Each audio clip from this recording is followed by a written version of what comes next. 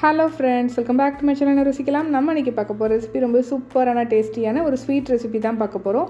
இந்த கிருஷ்ண ஜெயந்தி ஸ்பெஷலுக்கு சூப்பராக உங்கள் கிட்ஸுக்கு இது மாதிரி செஞ்சு கொடுங்க. ரொம்ப டேஸ்ட்டாக இருக்கும். ரொம்ப ஈஸியாக ஒரு 15 to 20 மினிட்ஸில் இந்த ரெசிபி நீங்கள் செஞ்சிடலாம். அவ்வளோ டேஸ்ட்டாக ஈஸியான ஹெல்த்தியான ரெசிபி. வாங்க இப்போ இந்த ரெசிபி எப்படி செய்யலான்னு பார்க்கலாம். அதுக்கு முன்னாடி நம்ம சேனலில் இப்போ தான் நீங்கள் ஃபஸ்ட் டைம் பார்க்குறீங்கன்னா மறக்காமல் சப்ஸ்கிரைப் பண்ணி பக்கத்தில் உள்ள பெல் ஐக்கானை கிளிக் பண்ணி அதில் ஆல்ங்கிற பட்டனையும் கிளிக் பண்ணி வச்சுக்கோங்க.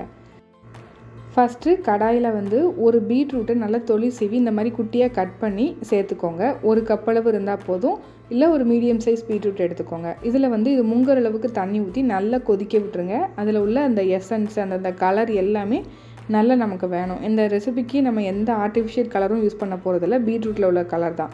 இந்த அளவுக்கு கொஞ்சம் நல்ல கலர் வந்ததுக்கப்புறம் இந்த பீட்ரூட் எல்லாத்தையும் ஸ்ட்ரெயின் பண்ணி எடுத்துகிட்டு இதில் ஒரு கப் அளவு ஜவ்வரிசி சேர்த்துக்கோங்க. நான் நார்மல் ஜவ்வரிசி தான் சேர்த்துருக்கேன், இதை ஊற வைக்கல, அப்படியே டேரெக்டாக தான் சேர்த்துருக்கேன். இப்போது இதில் இன்னும் கொஞ்சம் தண்ணி சேர்த்துக்கலாம். தண்ணியோட அளவு பார்த்திங்கன்னா மொத்தத்தில் உங்களுக்கு ஒரு 3லேருந்து 4 கப் இருக்கிற மாதிரி பார்த்துக்கோங்க. அப்போ தான் ஜவ்வரிசி வெந்து வர்றதுக்கு கரெக்டாக இருக்கும்.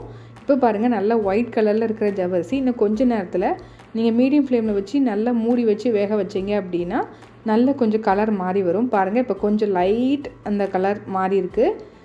அப்பப்போ மிக்ஸ் பண்ணி விட்டு இந்த மாதிரி க்ளோஸ் பண்ணி வச்சு வேக வச்சு எடுத்துக்கோங்க. அப்போ தான் உங்களுக்கு அந்த ஜவ்வரிசி நல்ல அடி பிடிக்காமல் வரும். இல்லைனா உங்களுக்கு அடி பிடிச்சிடும். ஏன்னா ஜவ்வரிசி ஒற்றுத்தன்மை இருக்கிறனால அடி பிடிச்சிடும். ஸோ அடிக்கடி மிக்ஸ் பண்ணி விட்டு க்ளோஸ் பண்ணி நல்லா குக் பண்ணி எடுத்துக்கோங்க.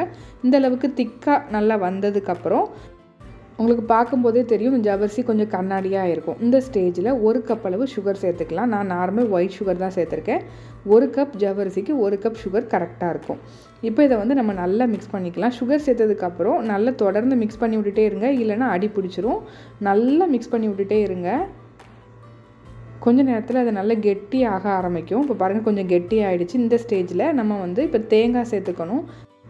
இப்போ இன்னொரு கடாயில் ஒரு 5 டீஸ்பூன் அளவுக்கு நெய் சேர்த்துக்கோங்க. இப்போ இந்த நெய் நல்லா உருகி வரட்டும். ரொம்ப ஈஸியான ரெசிபிங்க, டக்குன்னு ரெடி பண்ணிடலாம். அதுக்கப்புறம் இதில் ஒரு கப் அளவு தேங்காய், ஒரு கப் ஜவ்வரிசி எடுத்துக்கோம், அதுக்கு ஒரு கப் சுகர், ஒரு கப் தேங்காய் எடுத்துக்கலாம்.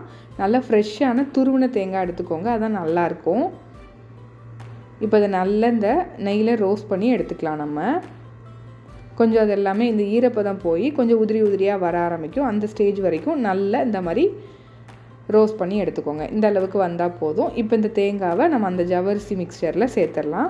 பாருங்கள், எவ்வளோ கலர்ஃபுல்லாக சூப்பராக இருக்குதுன்னு. நம்ம எந்த ஆர்டிஃபிஷியல் கலரும் யூஸ் பண்ணல, பீட்ரூட் கலரில் சூப்பராக இருக்குது. டேஸ்ட்டும் ரொம்ப நல்லாயிருக்கும். அந்த பீட்ரூட் ஃப்ளேவர்லாம் உங்களுக்கு அவ்வளோவா தெரியவே செய்யாது, அவ்வளோ நல்லாயிருக்கும். இப்போ இந்த தேங்காய் சேர்த்த பிறகு நல்லா மிக்ஸ் பண்ணி விட்டுக்கோங்க. இதுக்கு நீங்கள் ஃப்ளேவருக்கு கொஞ்சமாக ஏலக்காய் பவுடர் சேர்த்துக்கலாம். அப்படி இல்லைனா ஏதாவது எசன்ஸ் சேர்த்துக்கலாம். நான் இன்றைக்கி ரோஸ் எசன்ஸ் சேர்த்துக்கிறேன். இந்த ரோஸ் எசன்ஸ் ஃப்ளேவர் ரொம்ப நல்லாயிருக்கும். உங்களுக்கு எந்த ஃப்ளேவர் பிடிக்குமோ அதை நீங்கள் சேர்த்துக்கலாம். சேர்த்துட்டு இப்போ இதையும் நம்ம நல்லா மிக்ஸ் பண்ணி விட்டுறலாம். அவ்வளோதான். இந்த அளவுக்கு கெட்டியாக இருந்தால் போதும், ரொம்ப கெட்டியாக வேண்டாம். இந்த மாதிரி கன்சிஸ்டன்சியில் இருக்கும்போது அடுப்பை ஆஃப் பண்ணிவிட்டு இன்னொரு பாத்திரத்தில் நம்ம சேர்த்து செட் பண்ண வச்சிடலாம். எந்த இதில் நீங்கள் செட் பண்ண போகிறீங்களோ அதில் நல்ல நெய் இல்லைனா பட்டர் இந்த மாதிரி ஃபுல்லாக அப்ளை பண்ணி விட்டுக்கோங்க. அப்போ தான் எடுக்கிறதுக்கு உங்களுக்கு ஈஸியாக இருக்கும். இப்போ இதில் நம்ம செஞ்சு எடுத்து வச்சுருக்கிற இந்த ஜவ்வரிசி ஸ்வீட்டை இதில் சேர்த்துடலாம்.